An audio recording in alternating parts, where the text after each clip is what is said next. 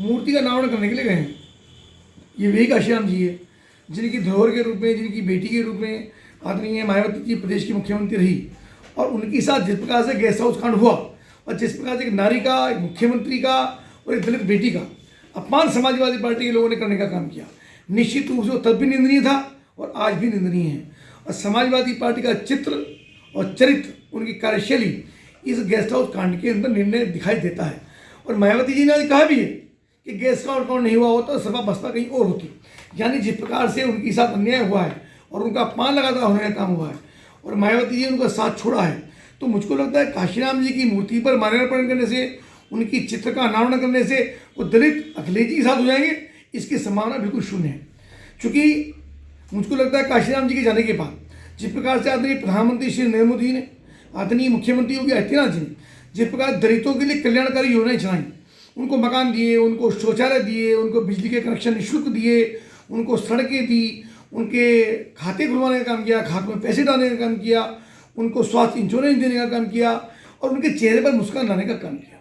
तो मुझको लगता है काशीराम जी की जो कार्यशैली रही है, जो उनका संकल्प, उनका सपना था, उनको प्रधानमंत्री आदरणीय मोदी जी और मुख्यमंत्री आदरणीय योगी जी उसको बढ़ाने का काम कर रहे हैं। और मुझको लगता है अखिलेश जी उसके आसपास भी नहीं है और ये दलित, ये कभी भी अखिलेश जी का हो नहीं सकता, ऐसा कभी हो ही नहीं सकता।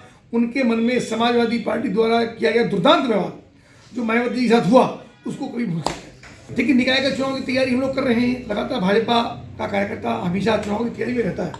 हमको कुकुर मुत्ते की तरह चुनाव के समय पैदा नहीं होते हैं।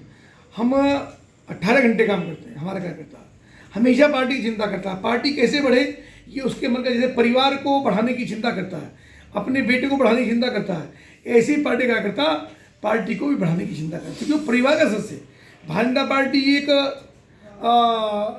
समुदाय नहीं है, भारतीय जनता पार्टी एक परिवार है और परिवार की तरह उसकी चिंता करता है। इसलिए आने वाले समय में चाहे स्थानीय निकाय का चुनाव या फिर लोकसभा का चुनाव, हम भारी मतों से, भारी विजय के साथ हम लोग चुनाव जीतेंगे। आपके माध्यम से जनता कहना भी चाहता हूँ कि जिस प्रकार से मोदी जी और योगी जी लगातार प्रदेश को विकास की गति के साथ आगे लेकर चल रहे हैं और उसमें विशेष रूप से स्थानीय निकाय की महत्वपूर्ण भूमिका है, क्योंकि निकायों के अंदर एक बड़ी अमाउंट विकास कार्य भी जाती है। अगर निकाय का प्रतिनिधि यानी वहाँ का अध्यक्ष अगर वो भारतीय जनता पार्टी के अनुरूप या भारतीय जनता पार्टी का नहीं है तो फिर विकास में जो दूसरी पार्टी के लोग हैं रोड़ा अटकाने का काम करते हैं, विकास कार्य नहीं होते और लोग चिल्लाते रहते हुए दाएं बाएं घूमते हैं। हमारा निवेदन आपके माध्यम से ये है कि अधिक से अधिक वोट भारतीय जनता पार्टी को दें, वो हिंदू हो, मुस्लिम हो, किसी भी जाति वर्ग के हों, पर जब सबको विकास चाहिए तो भारतीय जनता पार्टी के बिना नहीं हो सकता, क्योंकि प्रदेश में भी हमें और केंद्र में भी हमें। जब प्रदेश से पैसा आता है तो जनता तक पहुँचे और जनता के चेहरे पर उसका मुस्कान आए, इस संकल्प के साथ हम लोग काम करें।